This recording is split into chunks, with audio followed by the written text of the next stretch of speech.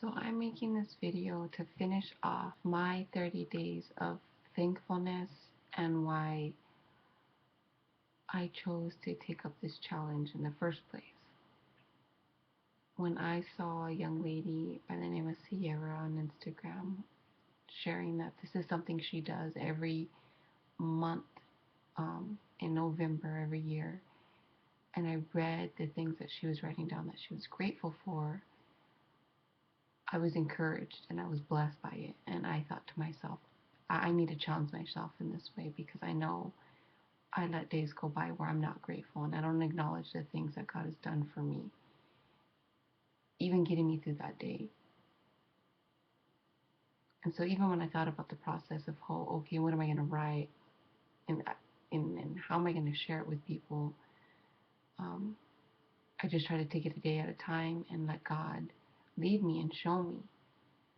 So to close off my last day of my 30 days of gratefulness and thankfulness, of all things I am thankful and grateful for, it would be my salvation, for God saving me. Um, I grew up in a broken home. I My parents were separated when I was a baby. I grew up with a mom and a stepdad, and at the age of 4, my stepdad's brother molested me, which left scars and a lot of confusion and questions. By the time I was 13, 14 years old, um, about my freshman year in high school, my mom walked out on my stepdad, which also started a spiral downward for me as a teenager, getting into drugs and heavy drugs too, cocaine, meth, and a lot of drinking, a lot of partying, um, trying to just numb everything I was going through.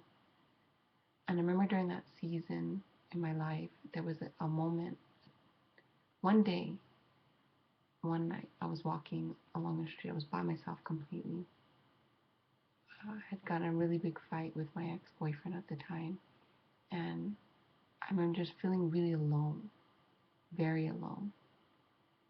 I'm thinking to myself, I have no one. And I remember as I was crying and thinking everything, eventually I just stopped crying because I couldn't feel anything anymore. I just felt numb. And that was a hard time to feel like I can't even cry. I feel so empty. I have nothing left in me that I can't even cry anymore. That was probably the time I finally hit rock bottom.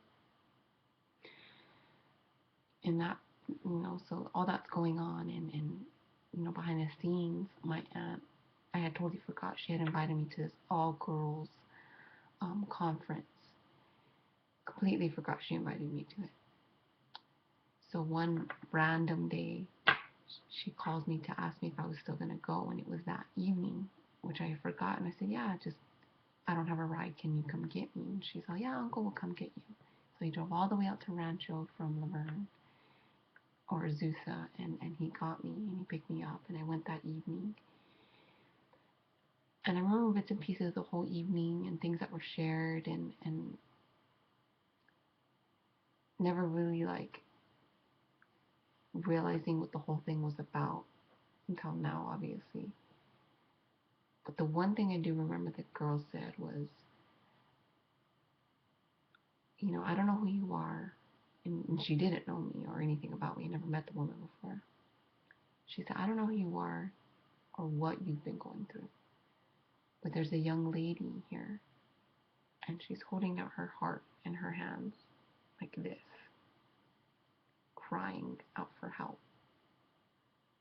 And I'm telling you, God's here to help you. He wants to help you, and He wants to heal you. And right then and there, I knew God was speaking to me. That was my moment with God, where I met God. Because I didn't know this woman, but God knew me, and He spoke through her to me to tell me He wanted to heal all my hurt, everything that had happened in my past, all the stupid choices I had made. He wanted to free me from crazy back and forth addiction to drugs, And that was my moment with God. And I remember she asked any of the other young girls who were there, if you would, I want you to, come forward and, I want to say this prayer with you. And it's nothing fancy, God's not going to come down and strike you. It's a simple prayer. And I remember walking forward just crying. And as soon as I prayed that prayer, I had this peace in my heart I had never felt before, ever. And it was like everything that I had gone through, the molestation, my mom walking out and me being angry at her, wishing my dad was around more, the abusive relationship, the crazy addiction to cocaine and meth. It was like none of that ever happened to me. None of it. And it wasn't weighing me down anymore like it was before. And I just felt free. I felt free. Peace.